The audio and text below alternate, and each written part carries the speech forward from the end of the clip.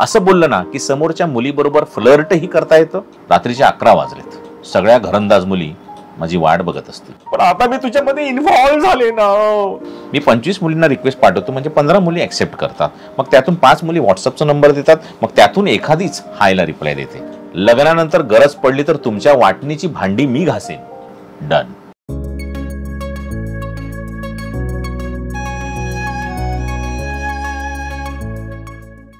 Web series असू दे किंवा TV serial असू दे, पहिला एपिसोड अत्यंत महत्त्वाचा असतो. पहिला एपिसोड लिहिणाऱ्या लेखकासमोर काही चॅलेंजेस असतात. कोणते चॅलेंजेस असतात?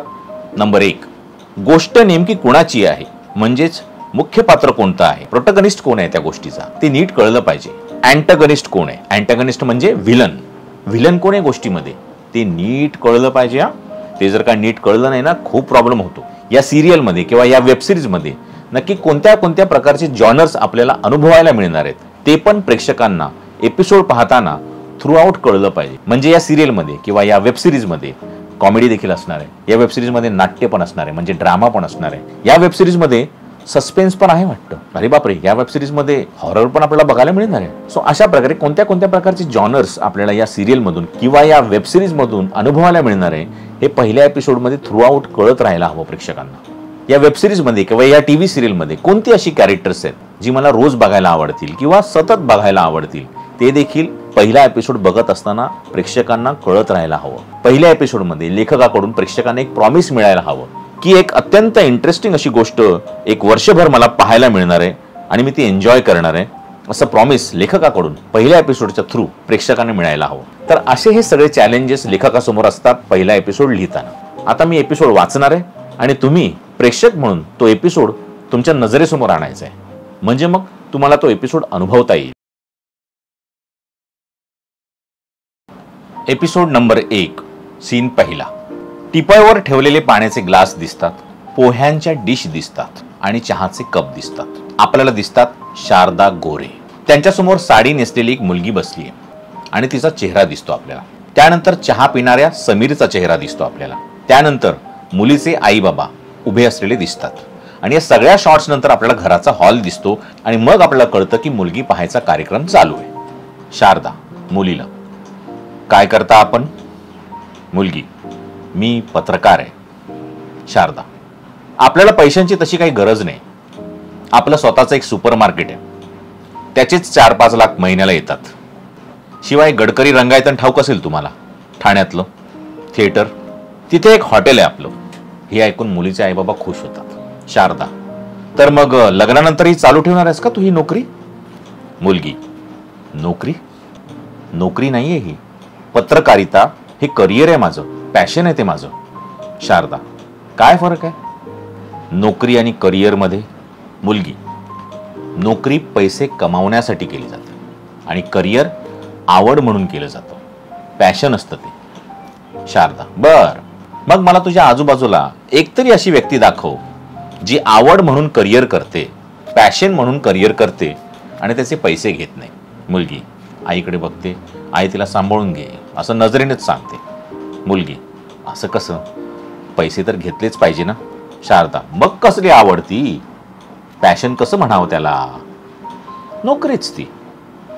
बोलू नये पण बोलतेच. करिअर म्हणजे लपून छपून केलेली नोकरीच. लोकांना उल्लू बनवायचा प्रकार आहे. मोठे मोठे शब्द वापरायचे, करिअर वगैरे. काय म्हणता? मुलीच्या आईकडे बघते शारदा. मुलीच्या आईची दांडी गुल. मुलगी वैतागली पण आईकडे बघून स्वतःला सांभाळते. शारदा, बर, तर हे जे काही तू करते ते लग्नानंतरही करणार आहेस का तू? मुलगी, हो. शारदा, मग किती वेळ असणार बाहेर तू? मुलगी, नाही, ते माझ्या वेळेचं तसं काही नक्की नसतं. शारदा, मग आपलं घर कोण सांभाळणार? मुलगी, नाही, मी बाई ठेवीन ना. शारदा, नको, त्याची काहीच गरज नाही.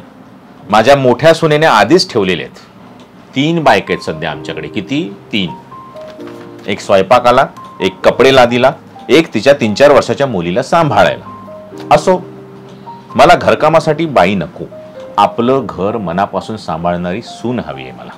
चला, येतो आम्ही. शारदा आणि समीर निघून जातात. कट्टू. आता हे कट्टू असं का वापरलं जातं त्याचा एक वेगळा व्हिडिओ मी बनवेन आणि सांगेन. शारदा आणि समीर, शारदाचा बंगला, शारदाच्या बंगल्यातला हॉल, त्याच्यामध्ये शारदा आणि समीर बोलतायत आणि समीर वैतागलाय. समीर, आई अगं असं कसं बोललीस तू त्या मुलीशी? आता एवढी शिकलेली मुलगी आहे म्हटल्यावर काहीतरी काम तर ती करणारच ना. घरात असली काय नसली काय, घरावर त्याचा काय फरक पडतो? शारदा, काय फरक पडतो? अरे हो, मी विसरलेच, तूही दिवसभर बाहेरच असतोस ना प्रोफेसरी करत. तुला तरी कुठे काय माहिती. चल आज तुला समजावून सांगते. ये. कट टू किचनमध्ये कमल नावाची एक मावशी आहे, ती भांडी घासते. शारदा, काय कमल, काय चाललंय? कमल, भांडी घासते ताई. शारदा घासलेली भांडी बघते, चेक करते, त्यातलं एक भांडं बाहेर काढते आणि समीरला दाखवते. त्या भांड्याला आतमध्ये कुठेतरी खाचेमध्ये काहीतरी खरकटत तसंच असतं. शारदा ते समीरला दाखवते. समीरला आश्चर्य वाटतं. समीर, अहो कमल मावशी काय आहे हे? कमल लगेच, अरे देव, राहिलं का, थांबा घासते घासते असं म्हणून ती परत ते भांडं घासायला लागते.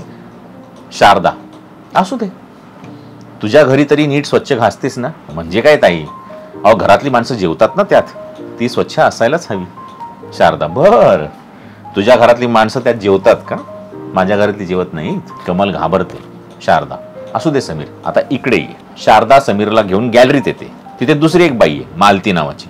ती एक सोलापुरी चादर वाळत घालते, पण त्या चादरीमधून खाली लादीवर पाणी गरंगळून पडते आणि खाली लादीवर पाणी साचले. शारदा ते समीरला दाखवते. समीर ते खाली पडलेलं पाणी बघतो आणि वैतागतो. समीर, अहो मालती मावशी काय आहे, पाणी गळतंय खाली, कपडे ड्रायर मध्ये घालून नंतर वाळवता येत नाही का तुम्हाला? मालती, दादा आपण मोठ्या चादरी हातानेच देतो ना, मशीन मध्ये नाही घालत. समीर, अहो पिळत जा ना, पाणी बघा ना किती पडले, पिळता येत नाही का तुम्हाला? मालती घाबरून वाळत टाकलेली चादर खाली काढते आणि पिळायला लागते. शारदा, असू दे मालती, इतक्या घरात जातेस कपडे धुवायला, ताकद कशी राहणार ना, एनर्जी टिकवून ठेव. तुझ्या घरी तर वॉशिंग मशीन नसेलच, घरी तरी कपडे नीट पिळतेस की नाही? मालती, पिळावेच लागतात ताई, सासूबाईंना कमी दिसतं ना, चुकून पाय घसरून पडल्या म्हणजे काळजी घ्यावी लागते. शारदा समीरकडे बघते. समीरला आपल्या आईचा मुद्दा लक्षात यायला लागलाय. शारदा, असू दे, ये समीर. आता शारदा समीरला घेऊन हॉलमध्ये आली. शारदा म्हणते, अरे आपली आर्या आता कुठे आहे माहितीये का तुला? समीर, आता संध्याकाळचे 5 वाजले तर मग शीतल बरोबर खाली खेळत असेल ना तिच्या मैत्रिणींसोबत. शारदा हसते. ये. शारदा समीरला गॅलरीत नेते आणि बाहेर बघायला सांगते. बाहेर गार्डनमध्ये आर्या एकटीच बसली आणि तिच्या हातात मोबाईल आहे आणि ती मोबाईलवर गेम खेळते. आणि तिला सांभाळणारी जी बाई आहे शीतल मावशी, ती लांब कुठेतरी दुसऱ्या मोबाईलवर फोनवर बोलते, हसते, लाचते, तिचं काहीतरी भलतच चालू आहे फोनवर. शारदा, बघ आर्या कशी छान खेळते मैत्रिणींसोबत, तुला वाटलं होतं ना? समीर चिडतो. शीतल मावशीला हाक मारतो. अहो शीतल मावशी काय चाललंय? तुम्हाला किती वेळ सांगितलं की आर्याच्या हातात मोबाईल देत जाऊ नका म्हणून? बघा ना तिच्याकडे, कुणी मैत्रीण नाही तर तुम्ही खेळा तिच्यासोबत. शीतल बघते आणि घाबरते लगेच. फटाफट येते, त्या लहान मुलीच्या हातातला मोबाईल काढते, तिला घेऊन लांब जाते. आता समीर कंप्लीट वैतागलाय. शारदा त्याच्या मागून येते. समीर, या बायकांची काही चूक नाहीये, त्या पैशांसाठी काम करतायत, आपलं घर समजून नाही काम करत, तशी त्यांच्याकडून अपेक्षाही नाहीये. पण यामुळे आपल्या घरातलं घर पण निघून गेलंय, हे तुला कळतंय का? तुला हे तरी आठवतंय का की आपल्याकडे नातेवाईक शेवटचे केव्हा आले होते? येतच नाहीत हल्ली, कारण आले की मला विचारतात, शारदा सून कुठे आहे तुझी? मग मी त्यांना या भिंतीकडे घेऊन जाते. शारदा समीरला घेऊन एका भिंतीकडे येते. भिंतीवर शारदाची जी मोठी सून आहे, ती मोठी सून आणि तिचा नवरा दोघांचा एक फोटो लावलेला आहे. शारदा म्हणते, मी पाहुण्यांना हा फोटो दाखवते आणि सांगते, बघा माझी सून. घराचं घरपण टिकवणं म्हणजे साधं काम नाहीये. प्रत्येक घरात एका तरी स्त्रीला आपल्या घराचं घरपण टिकवून ठेवण्यासाठी आपल्या करिअरचा त्याग करावाच लागतो. आज लाखो स्त्रिया आपापल्या करिअरचा त्याग करून, नवऱ्याला सांभाळून, स्वयंपाक पाणी करून, सासू सासऱ्यांचं करून, मुलांची शिक्षण करून एक हाती आपल्या घराचं घरपण सांभाळून आहेत ना. म्हणूनच आज आपल्याकडे कुटुंब संस्था टिकून आहे. समीर आता आईच्या बाबतीत थोडासा इमोशनल झालाय. शारदा, माझा शोध चालू आहे, मिळेल आपल्याला मुलगी, घरगुती, सालस आणि आपल्या घराचं घरपण टिकवून ठेवणारी. कट. आता इथपर्यंत काय झालं? आपली जी अँटॉगॉनिस्ट आहे, आपली जी विलन आहे, तिला आपण इंट्रोड्यूस केलंय. ही विलन तुम्हाला आता वाटत नाहीये, पण त्या विलनचे विचार तुम्हाला कळलेले आहेत आणि ते विचार डेंजरस असू शकतात एखाद्या सुनेसाठी, हेही तुम्हाला कळलेलं आहे. पण त्याच्यामागे काहीतरी एक बॅकस्टोरी आहे, त्याच्यामागे काहीतरी एक पार्श्वभूमी आहे, तिचं काहीतरी आयुष्य आहे जे आपण कॅरेक्टरायझेशनमध्ये लिहिलेलं असतं, जे त्या नटालाही आपल्याला सांगावं लागतं. नाहीतर ही अशी का वागते हे त्या ॲक्टरलाही कळत नाही आणि रायटरलाही कळत नाही की पुढे जाऊन ह्याचं काय करायचं. मला जेव्हा कळलेलं असतं की एखादं कॅरेक्टर कसं आहे, त्याची बॅकस्टोरी काय आहे आणि तो तसा काय आहे, तेव्हा कुठे मी जाऊ शकतो की हे कॅरेक्टर पुढे जाऊन काय करेल. आणि प्लीज नोट, शारदा गोरेंचे विचार हे लेखकाचे विचार नसतात, हे त्या कॅरेक्टरचे विचार आहे.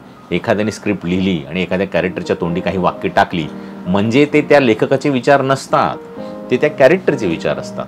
लेखक प्रत्येक कॅरेक्टरचे विचार लिहित असतो, प्रत्येक कॅरेक्टर म्हणजे तोच असतो. पण याचा अर्थ असा नाही की त्या कॅरेक्टरचे जे काही विचार आहेत ते लेखकाचे विचार आहेत. सो प्लीज असा गैरसमज करून घेऊ नका. पुढचा सीन, आपल्याला एक घर दिसतं, नीता नावाच्या मुलीचं, तिचा वाढदिवस आहे. नीताची आई जी आहे ती नीताच्या बेडरूमचं दार वाजवते. नीता, ए नीता, अगं झालं की नाही तुझं आवरून? आतून नीताचा आवाज येतो, आई एकच मिनिट ग. आता आतमध्ये आपल्याला दिसतं की नीताच्या मागून पुढून कोणीतरी एक मुलगी जिने नीताचं कॉस्ट्युम बनवलेलं आहे, एखादा फ्रॉक असू शकतो किंवा एखाद्या वेगळ्या प्रकारचं काहीतरी कॉस्ट्युम असू शकतं. तर ती जी मुलगी जी कोणी आहे ती त्या कॉस्ट्युमला फायनल टच देते. तिचे फक्त हात दिसत आहेत, तिचे डोळे दिसत आहेत, ती काहीतरी शिवते, काहीतरी लावते, शेवटचं एखादं बटन, एखादी डिझाईन, तिचे डोळे दिसतील, तिचे हात दिसतील. ही नीताची कोणीतरी मैत्रीण आहे. आता त्या मुलीचा फक्त आवाज ऐकायला येतो, खूप लेट झाला का गं माझ्यामुळे नीता? नीता, अगं होऊ दे का, तू तुझं काम कर. आता आपल्याला कळतं की बाहेर बड्डेसाठी नीताच्या सगळेजण आलेत आणि सगळेजण नीताची वाट बघतायत. नीताचे बाबा, अरे अर्धा तास झाले नीता, तुझे मित्रमैत्रिणी, काका काकू सगळे वाट बघतायत. आतून नीताचा आवाज येतो, येते हो बाबा. आता इथे ती मागची मुलगी नीताच्या समोर येते, काहीतरी कॉस्ट्युमला काहीतरी शेवटचा टच देते. मुलगी म्हणते यस झालं. अजून तिचा चेहरा दिसत नाहीये, आपल्याला फक्त आवाज ऐकायला येतोय. नीता दार उघडते आणि बाहेर येते. तिने घातलेला कॉस्ट्युम फारच मोहक आणि जरा वेगळा आहे. त्यात काही चुका आहेत, थोडाफार ओव्हर साईज असू शकतो, एखादं विचित्र फीचर असू शकतं त्याच्यामध्ये, पण एकंदरीत वेगळं काहीतरी करण्याचा प्रयत्न केलाय हे त्यातून दिसून यावं. हे लेखक म्हणून मला सूचना द्यावी लागते, म्हणजे तशा पद्धतीने कॉस्ट्युम डिझायनर तसं कॉस्ट्युम शिवेल की ते दिसायला इंटरेस्टिंग पण वाटेल, मोहक पण वाटेल, वेगळं पण वाटेल, पण त्याच्यामध्ये काहीतरी कमी जास्त आहे. म्हणजे कुठल्या तरी अशा मुलीने तयार केलंय ते की पुढे जाऊन ती याच्यात एक्सपर्ट होऊ शकते, हे कळलं पाहिजे. नीताच्या अवतीभोवती तिची मित्रमैत्रिणी आणि नातेवाईक गोळा होतात आणि ड्रेसचं कौतुक करायला लागतात. एक मैत्रीण, मस्त आहे ग, कुठून विकत घेतला हा ड्रेस? नीता, घेतला नाही, शिवला माझ्या मैत्रिणीने. प्राजक्ता बाहेर ये. आणि आता प्राजक्ता बाहेर येते. आता प्राजक्ता बाहेर येते म्हणजे आपली हिरोईन जी आहे ती प्रेक्षकांना पहिल्यांदा दिसते. प्राजक्ता बाहेर येते, सगळ्यांना दिसते, सगळेजण तिच्याकडे बघतात, टाळ्या वाजवतात, तिचं कौतुक करतात, वा वा मस्त मस्त, छान आहे कॉस्ट्युम, तू खूप छान शिवलेस. नीताचे बाबा आश्चर्याने, प्राजक्ता तू शिवलास हा ड्रेस? प्राजक्ता हसते, हो सर, म्हणजे थोड्याफार चुका झाल्यात त्याच्यात. नीताचे बाबा, असू दे ग, तरी आम्हाला आवडलाय खूप. कॉलेजमध्ये अभ्यासात हुशार होतीस एवढंच माहित होतं, पण तुझ्याकडे इतकं छान स्किल आहे हे आज कळलं. Keep it up. प्राजक्ता सरांच्या पाया पडते, थँक्यू सर. नीताच्या आई नीताच्या वडिलांना खुणावते. नीताचे बाबा खिशातून 500 रुपये काढतात आणि प्राजक्ताला देतात. हे घे. प्राजक्ता, नाही नाही हो सर, नको, मला नीताने आधीच पैसे दिलेले आहेत. नीताची आई प्रेमाने तिच्या खांद्यावर हात ठेवते. अगं हे पैसे म्हणजे तुझ्या कलेला दिलेली दाद आहे असं समज, आणि ठेवते पैसे. कट्टू आपल्याला दिसतं प्राजक्ताचं घर, एखाद्या चाळीमधलं लोअर मिडल क्लास घर. प्राजक्ताची आई म्हणजे ललिता भाजी निवडत बसली. प्राजक्ता येते, हातातले 500 रुपयाची नोट तिला दाखवते. प्राजक्ता आनंदाने, आई हे बघ, मला नीताच्या आईबाबांनी बक्षीस दिलं. ललिता, कसलं बक्षीस? प्राजक्ता, तिचा बड्डेचा ड्रेस शिवला ना मी, इतका आवडला सगळ्यांना, सगळेजण कौतुक करत होते. ललिता तिचे 500 रुपये बाजूला ठेवते आणि म्हणते, बरं ठीक आहे, आता मी काय सांगते ते ऐक जरा. उद्या तुला बघायला मुलगा येणार आहे आणि त्याच्या घरातलं येणार आहे, खूप छान स्थळ आहे. प्राजक्ता, पण मला नाही करायचंय लग्न, मला कोर्स करायचा आहे फॅशन डिझायनिंगचा आणि त्यात मला करिअर करायचंय. ललिता, करिअर? शिवणकामात कसला आले मेलं करिअर? तेवढ्यात आतून आवाज येतो. तो असतो प्राजक्ताच्या वडिलांचा, ज्याचं नाव आहे रवींद्रनाथ. काय म्हणाली? काय ग प्राजक्ता? प्राजक्ता घाबरते. वडील बाहेर येतात. आता हे प्राजक्ताचे वडील पहिल्यांदा दिसतात आपल्याला. नाही बाबा, मला ना ते करिअर करायचे हो. रवींद्रनाथ, काय नको, आधीच तुझ्या 2 बहिणींनी मोठे दिवे लावलेले आहेत. ती मोठी हर्षदा 12वी तर नापास झालीच आणि पळूनही गेली त्या बेकार धनराज बरोबर, आणि त्याचे आईबाप माझ्या दारात आले, आता तुम्हीच लग्न लावा म्हणून. आठवत आहे ना? सगळा खर्च आपल्यालाच करावा लागला होता. आणि ती दुसरी नम्रता, अतिशहाणी, MBA झाली, नोकरी करणारी सून हवी म्हणून त्या काळ्यांच्या घरी दिली, पण ही नोकरीला एका ठिकाणी धड टिकेल तर शपथ. आळशी कुठली, सारखा सारखा ऑफिसला दांड्या मारल्या तर कोण ठेवून घेईन हिला नोकरीवर. शेवटी सासरकडच्याने हात जोडले आणि म्हणाले की बाई तू घरीच बस, नको करूस नोकरी. तेव्हापासून तिच्या सासरचे माझ्यावर नाराज आहेत. आता मागच्या वर्षी एक फटफटी घेऊन दिली जावई बापूंना, तेव्हा कुठे थोडे शांत झालेत. आणि आता तू करिअर करायचं म्हणे, गपचूप उद्या तयार राहायचं. मुलाकडच्यांना पसंत पडलीस की लगेच लग्न, निघून जातात. प्राजक्ता नाराज होते. ललिता प्राजक्ताची आई तिला म्हणते, राजू बाळा अगं स्थळ खरंच चांगलं आहे, एकदा बघून तर घे. प्राजक्ता नाराज होते आणि तिकडून निघून जाते. प्राजक्ता आतमध्ये येते तर चाळीमध्ये जशी एक छोटीशी एक अर्धी वगैरे अशी रूम असते ना, चाळीमध्ये एखादी घरामध्ये असते, बेडरूम नसते ती, बेडरूम सारखी छोटीशी अर्धीशी रूम असते ज्याच्यामध्ये अर्धासा बेड असतो. एखाद्या मुलाला किंवा मुलीला ती दिलेली असते की बाबा तू इथे राहत जा. तर तशी एक छोटीशी अर्धीशी रूम आहे, अर्धा बेड वगैरे आहे. प्राजक्ताची पुस्तकं वगैरे तिकडे आहेत, काही कपडे ड्रेसेस तिने काय काय शिवले ते सगळं तिकडे आहे. आणि तिकडे एक छोटासा देवार आहे, त्या देवारामध्ये स्वामी समर्थांची मूर्ती आहे. प्राजक्ता स्वामींच्या फोटोजवळ येते. स्वामी प्लीज, मला नाही करायचं आता लग्न, मला करिअर करायचं आहे, तुम्हीच मदत करा माझी. कधी कधी वाटतं मुळात लग्न करायची गरजच काय. कट टू आपल्याला दिसतं ठाणे, आणि ठाण्यामधलं उपवनचं गार्डन. ठाण्यामधलं उपवनचं गार्डन जर तुम्ही पाहिलं असेल तर ते खूप मोठं आहे आणि तिकडे अनेक कपल्स येतात फिरायला. खूप मोठंच्या मोठं आहे आणि असं हाफ राऊंड आहे, भरपूर जागा आहे तिकडे बसायला चालायला. ओके, सो तिकडे आपल्याला दिसतो अमित आणि आदिती. ओके, आणि काही आजूबाजूला माणसं. सो वरती प्राजक्ता म्हणाली कधी कधी वाटतं मुळात लग्न करायची गरजच काय. कट टू इकडे उपवनच्या गार्डनमध्ये अमितचं वाक्य सुरू होतं. इरिटेट झालाय तो.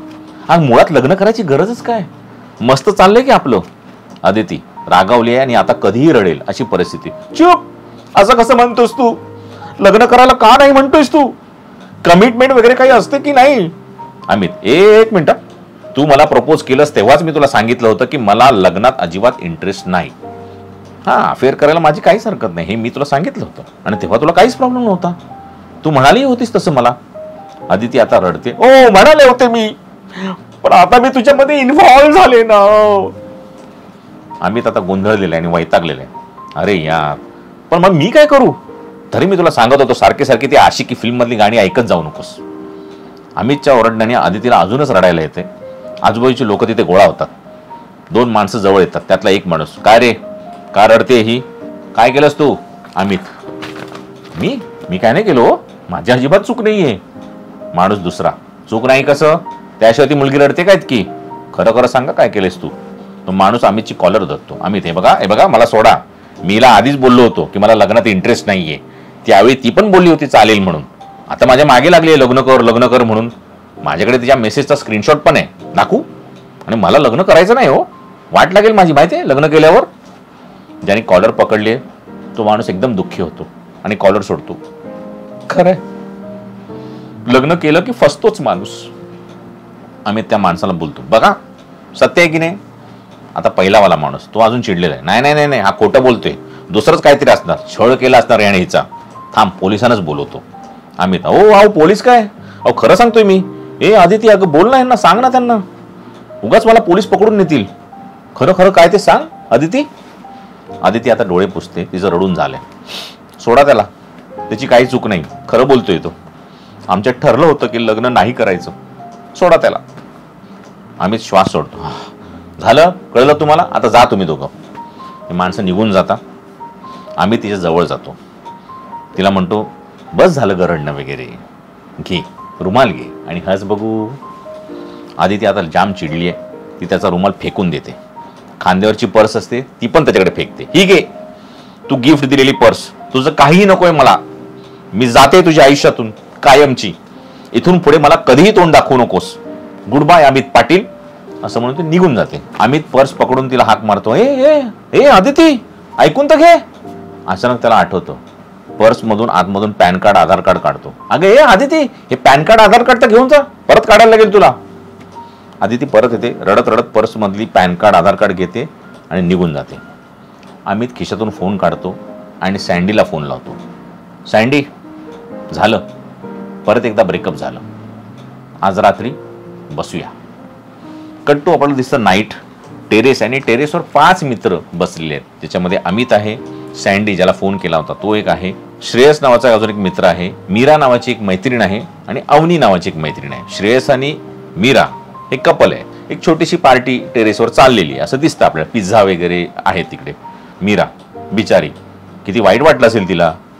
अमित, वाईट काय वाटायचं, मी काय फसवलं नाहीये तिला, मला लग्न करायचं नाही असं मी सगळ्या मुलींना सांगतो. तसंच तिलाही सांगितलं होतं, तरी मागे लागली माझ्या. मग मी काय लग्न करायला हवं होतं तिच्यासोबत. अवनी नावाची जी मैत्रीण आहे ती बोलते, I agree.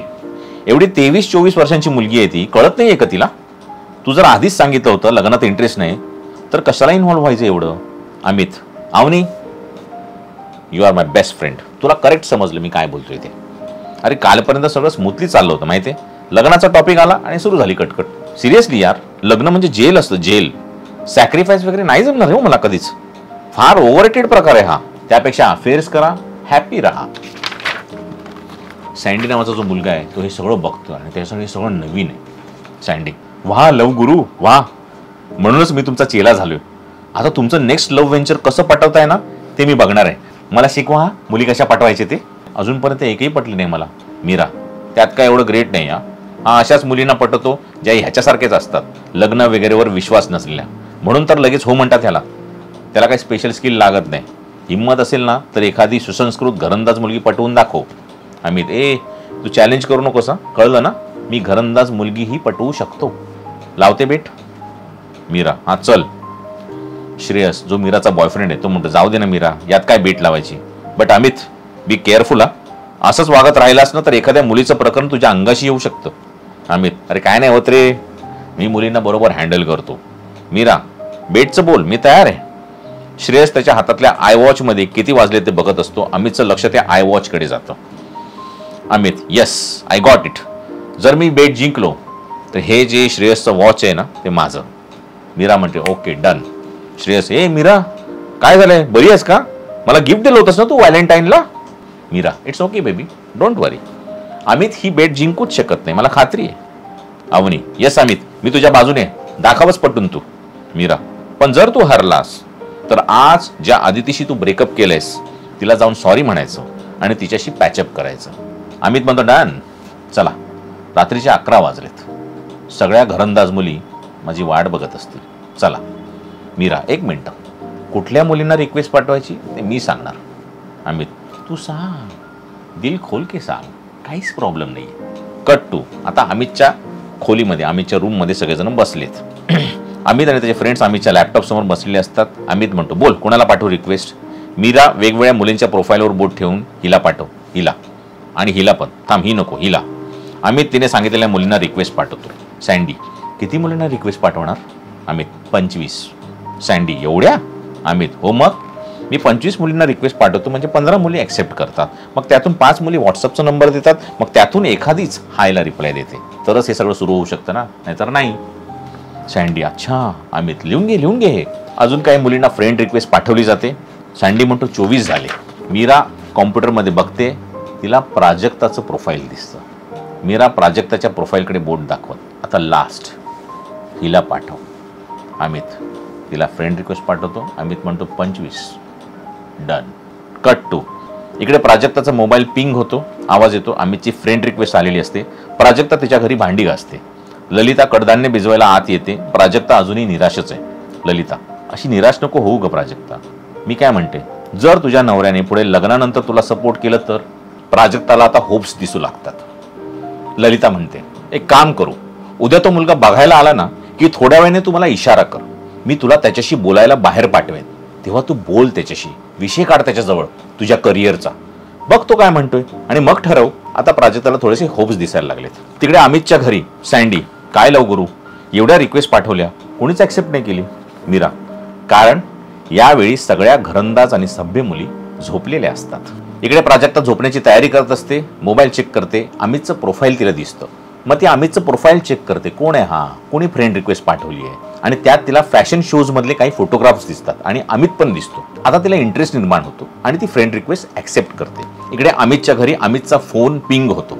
Amit phone check करतो आणि मीराला म्हणतो, मीरा, हे बघ तुझ्या घरंदाज मुली एवढ्या रात्री फ्रेंड रिक्वेस्ट ऍक्सेप्ट केली की नाही.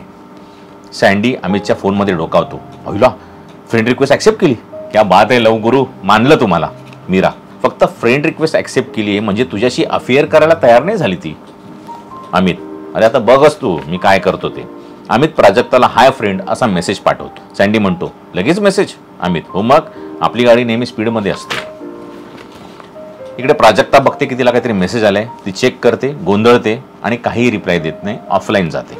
इकडे सँडी, इकडे अमितच्या घरी सँडी, अरे लवगुरू, ही तर ऑफलाईन गेली. अमित, यातून आपण काय शिकलो? सँडी, काय लवगुरू? अमित, ही हाय बाय कॅटेगरीतली नाही, ही नमस्कार कॅटेगरीतली. सँडी खूप काही महत्वाचं नॉलेज मिळाल्यासारखा चेहरा करतो. अमित तिला नमस्कार असा मेसेज पाठवतो. अमित सँडीला म्हणतो, आता मी तिला नमस्कार असा मेसेज पाठवलाय, बघ उद्या रिप्लाय येतो की नाही. कट टू दुसऱ्या दिवशी शारदा आणि समीर प्राजक्ताच्या घरी प्राजक्ताला बघायला आलेत. प्राजक्ताचे आई वडील तिकडेच आहेत. प्राजक्ता बाहेर येते, समीरकडे बघून स्माईल देते. समीर तिच्याकडे बघतच राहतो. तिच्या हातातल्या अळूवडी बघून घाबरतो. प्राजक्ता शारदाच्या पाया पडते. ललिता, घ्या ना अळूवड्या, घरीच केल्यात, प्राजूनीच केल्यात, घ्या. समीर, नाही मी तिखट खात नाही. प्राजक्ता, नाही मिरचीतल्या नाही आहेत, तिखटातल्या आहेत, गुळही घातलंय त्यात, तिखट नाही लागणार, खरंच घ्या.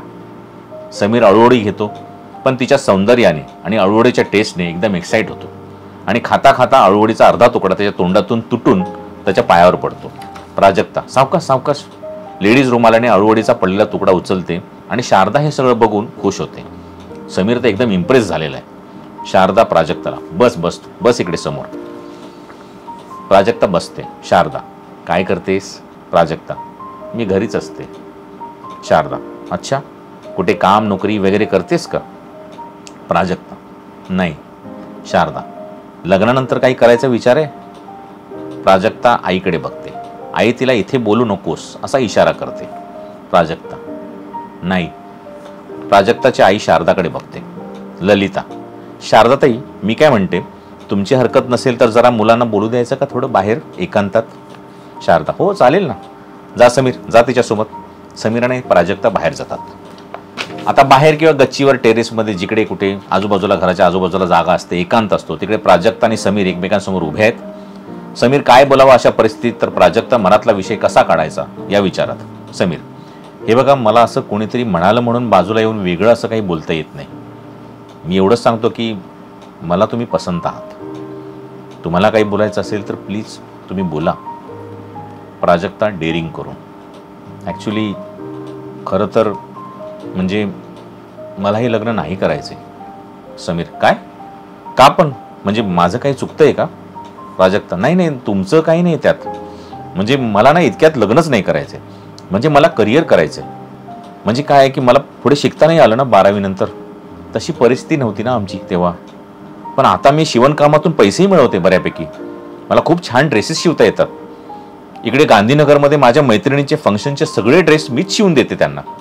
फेसबुकवर टाकलेत बघा मी फोटो, लोकांना खूप आवडतात, खूप लाईक्स आहेत. आता ना मला त्यात अधिक शिकायचं आहे आणि त्यातच करिअर करायचं आहे, फॅशन डिझायनर म्हणून, आणि स्वतःचं शोरूम पण सुरू करायचं आहे. आता इथे समीर टेन्स होतो, टेन्शनमध्ये येतो. त्याला शारदाची वाक्य आठवायला लागतात की बाईला कसं करिअरचा त्याग करावा लागतो घर सांभाळायला, घराचं घरपण, ते सगळं त्याला आठवतं. पण त्याला प्राजक्ता पण खूप आवडली आहे. आता त्याला कळत नाही की काय करावं, पण फायनली तो एक डिसिजन घेतो. मग तो स्वतःला सावरतो. समीर म्हणतो, ओके, पण मग कोणी थांबवलंय तुम्हाला? प्राजक्ता, म्हणजे?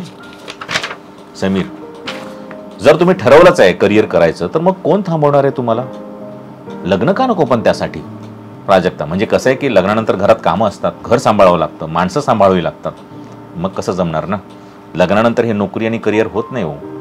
असं कोण म्हणतं की लग्नानंतर करिअर होऊ शकत नाही? घरातली कामं तर तुम्ही इथेही करत असाल आणि ती करून बराच वेळ उरतोच ना, तेव्हाच तुम्ही हे ड्रेस वगैरे शिवता, हो की नाही? फक्त अनेक लग्न झालेले बायका उरलेल्या वेळात काय करावं हे त्यांना कळत नाही. तुम्ही तो वेळ हवा तसा वापरू शकता, शिकू शकता, करिअर करू शकता, स्वतःचं शोरूम पण टाकू शकता. प्राजक्ताच्या डोळ्यात आता चमक, एकदम खुश होते. खरंच? तुम्हाला काहीच प्रॉब्लेम नाही? समीर, अजिबात नाही, उलट मी सपोर्टच करेन. प्राजक्ता आता खूपच भारावली. समीर, टेन्शन घेऊ नका. लग्नानंतर गरज पडली तर तुमच्या वाटणीची भांडी मी घासेन, पण तुमचं स्वप्न पूर्ण करण्यासाठी मी नक्कीच मदत करेन. प्राजक्ता हसते. थँक्स. खूप मोठं टेन्शन होतं हो मला की हा विषय कसा बोलू, कसा काढू. Sameer, it's okay. बाकी इतर काही प्रॉब्लेम नाही आहे ना माझ्यात? प्राजक्ता, हां. समीर, नाही म्हणजे मी पसंत आहे ना? प्राजक्ता लाजते. समीर, नाहीतर बाकी सगळं मान्य आहे पण मुलगाच पसंत नाही असं व्हायचं. प्राजक्ता लाजत, नाही तसं काही नाहीये, नकार द्यावा असं काही नाहीये तुमच्यात. समीर, थँक्स. प्राजक्त्या, मीही थँक्स. कट्टू आपल्याला दिसते का कारमध्ये शारदा आणि समीर मागे बसलेले, ड्रायव्हर गाडी चालवतोय. काय बोलणं झालं तुमच्यात? समीर एकदम टेन्शनमध्ये येतो. समीर, नाही काही नाही काही नाही.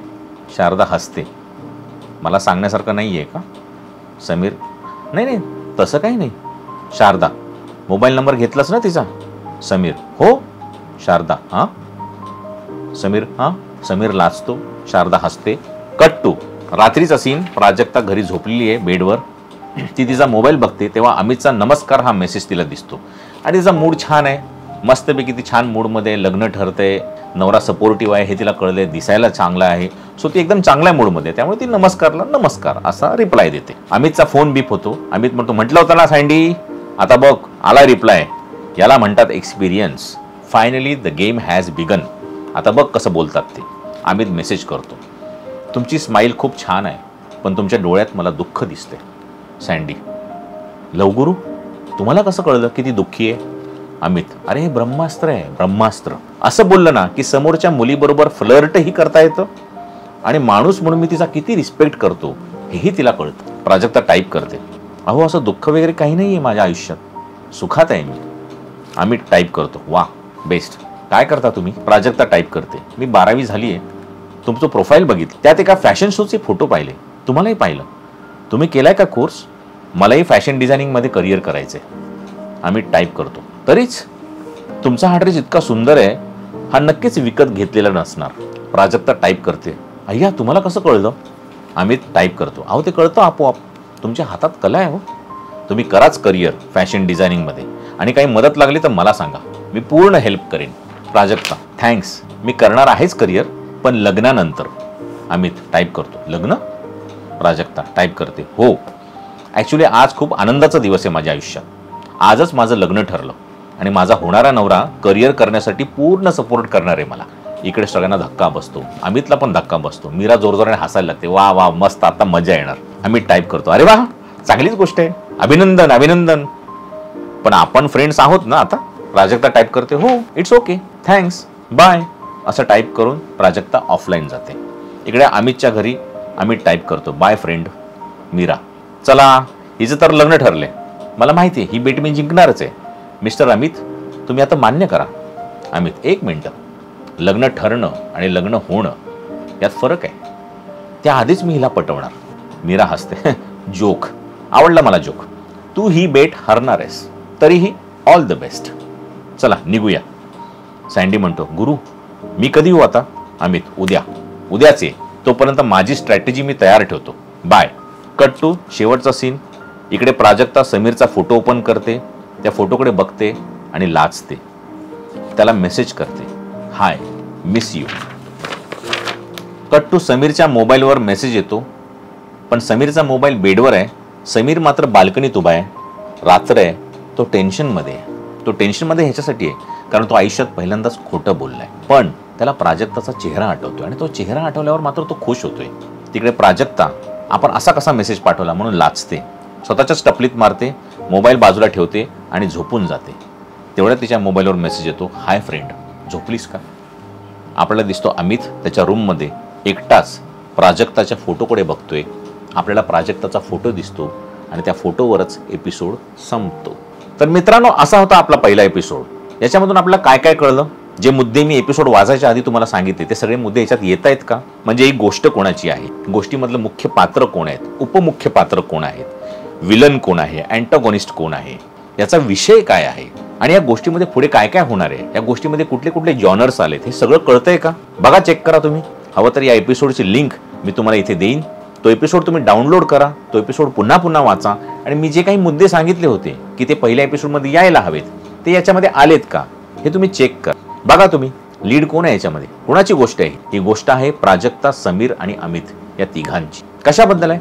तर लग्नाआधी अनेक ठिकाणी अनेक मुलींना काही प्रॉमिसेस दिले जातात, हो की नाही?